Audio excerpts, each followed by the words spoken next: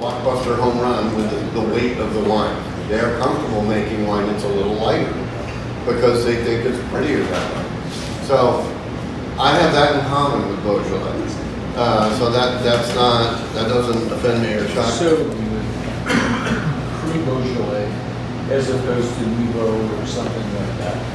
And you know, you get a lot of the same characteristics. And if you look on the map and you see what Beaujolais is relative to Burgundy, I mean, take away, it's kind of like North Carolina versus South Carolina.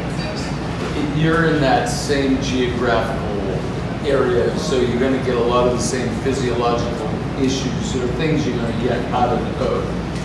And I find, you know, too often, and you can correct me if I'm wrong here, for me, Gamay is, in Pinot Noir, are not far different in terms of that quality thing. Now, if it's Nouveau, don't even start me on that conversation because you're going to go down that rabbit hole with me.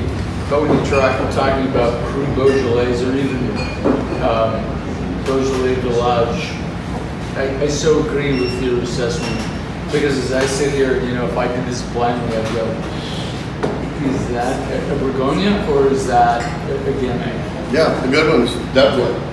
The good ones, definitely. And just real quick, in your right glass is the Willamette Hills, and in your left glass, the one from Maryland now, is the Chehalis Mountains. So David, if you wouldn't mind, you know, I've been to Oregon enough times, but would you mind just sharing the Chehalis Mountains versus Yes. the because I think that's a very happy to do that. So we make it a little confusing because for those of you who've been to, say, Napa Valley, if you've ever been in Napa Valley,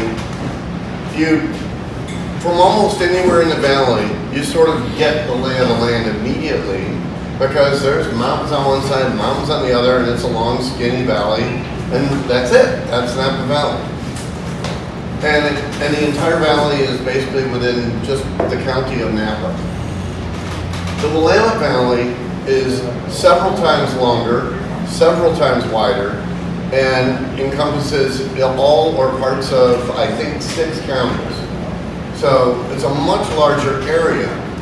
It's all very similar in weather because it all has that nice long 2,000 to 3,000 foot barrier between us and the coast. So so you can drive that long and still get out of the car and see the same weather.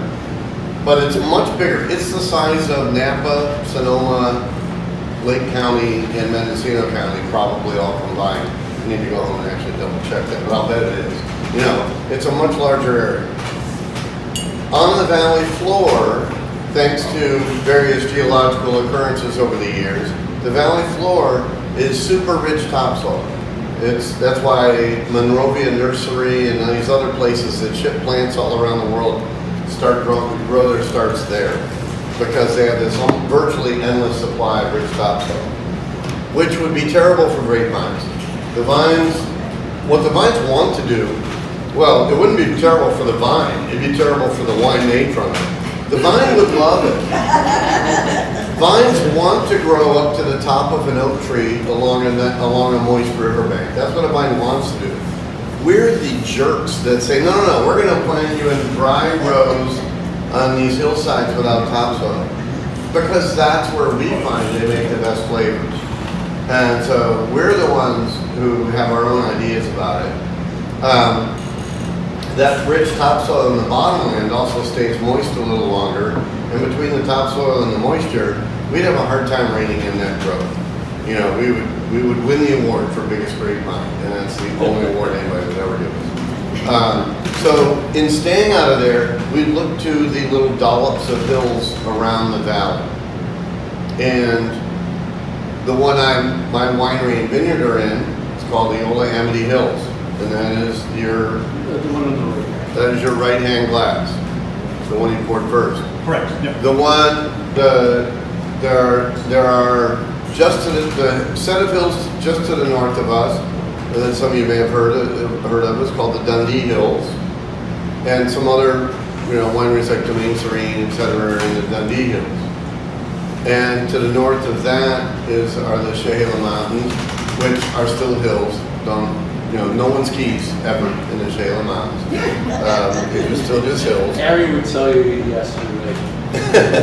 And, so we go to those sets of hills to find shallower topsoil so that we can grow our little bonsai vines that are making amazing flavors for us.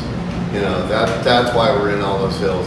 So what Oregon is really only good at farming these clumsy little awkward chunks of slopes, and that's why we really can't compete with the Central Valley of California on price. We have to show you how interesting the terroir is. If these wines aren't about character, then they almost have no reason to exist. David, if you wouldn't mind, I'll tell the story, but you'll probably do a better job. So, Harry, Harry Peterson then. Yep. So he told me about how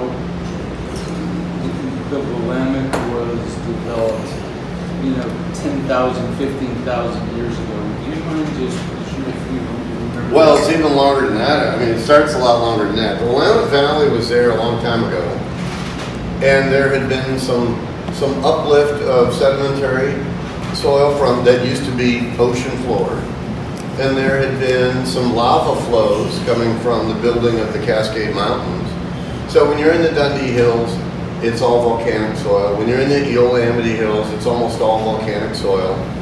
The Chehalis Mountains is all kind of volcanic on one side, and the other side is kind of fractured and patchwork quilt of sediment and volcanic. Where Harry's Vineyard is, by the way, this person he's talking about, Harry Peterson Nedry, one of the founders of Chehalis, and now has his own winery. And I'm mentioning that again because the Chehalis Mountains, the one on your left, 2/3 of that comes from Harry's Ribbon Ridge Vineyard. Which is one of the most hard to get wines that I can get. So that's why I actually throw that out. I mean, Harry's. Well, you can get this one though.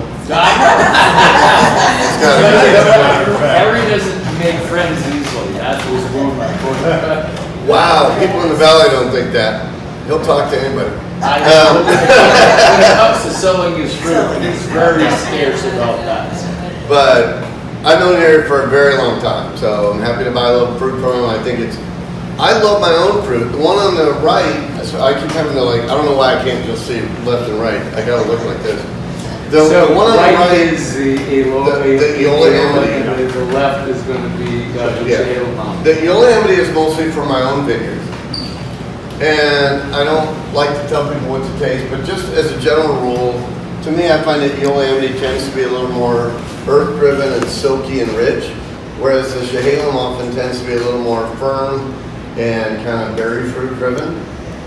In particular, Harry's neck of the Chehalis Mountains, that Ribbon Ridge area, is very sort of berry fruit driven and can be fairly dense. I'm trying to show you a little more subtle side of it, but that would be a vineyard you could try to hit a home run with if you wanted to make something a little more big enough. I guess the reason I bring this up is that I had the great pleasure in 2006 with a gentleman who's long passed. And he literally made me walk through a vineyard and eat dirt. And he said, taste the dirt because you taste the wine. And he was so right. God bless him, long past. But I'm curious who you're talking Not about. Harry. Harry's still on. No. Yeah, I was going to say. Harry went to UNC actually. I'm about to call Harry immediately and say, now I know why people think you don't make friends. I love Harry, don't get me wrong. But I mean, he's very particular about who he'll sell the fruit to, and I know that. The point, though, that I'm making is that the soil composition drives wine. When somebody says, I love a California cab, I'm like, God, where do I start this conversation? Yeah. Because the terroir, the soil, everything matters. And I think even though David says it's a bigger place, I find it to be a middle place.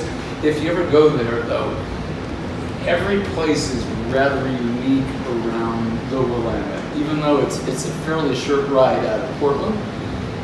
I've done it a few times, and it's one of those places I love to go because one, it's communal. Second is that there's interest, and that interest changes even inside of a vineyard. So, and as you try the wines, I think the one thing that I guess I'm trying to get across as you taste these two different wines, they're made in the same vintage, same place, but two different, subtly different places. Right. You know, it's kind of the difference between, you know, if I live in McGregor, it's different than Lochner. Wines have that similar connectivity to, you know, it's just across the street. But across the street is so significant, and that's what's wonderful about you try both of these wines. They're not that far apart. And by all means, do go back and forth between them. Really appreciate the difference between them. And, you know, and to what he's saying, you know, the French have always had the word terroir. And that word basically just means, this is what my place tastes like. Yep. This is the flavor that comes from this piece of ground. And I have a science degree from UC Davis in winemaking. And as Americans, we always want to explain things anyway. That's kind of in our culture. You know, we like mysteries, but we like mysteries because there's an answer at the end, right? And so, of course, I always wanted to explain exactly why this site tastes different than this site. But I can tell you, I became a better winemaker when I gave up. Because only when I gave up did I really give in to the notion that I just have to really pay attention to this fruit. Because maybe I don't know everything about it. Maybe I don't know exactly why it tastes the way it does. But what I do need to do is pay closer attention so that I can respond to those flavors and those textures, right? And I sometimes make the comparison, it's like, you know, does your chef need to know why salmon is pink? Or does he need to know how to cook salmon, right? I would watch an entire nature episode on why is salmon pink, but it won't help me cook salmon. And so I gave up on telling you why these vineyards taste different, why they taste the way they do. As a winemaker, I'm just trying to celebrate that, and I'm adapting my winemaking to suit the fact that they are already different.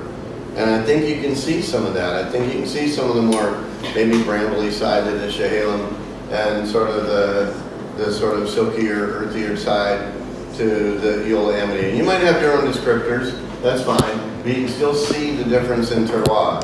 So next time someone says, you know, this vineyard has a special quality, you've had some, now you can say, yeah, I've tasted wines made from the same guy in the same year, but from different regions, different parts of his, you know, of the valley. And I saw what you meant by different areas taste different. Does that make sense now that you've seen it? Dave, I have a question about Willamette and what makes it unique as far as the bylaws for the ADA, which are very specific and pretty strict compared to other ADAs in this country.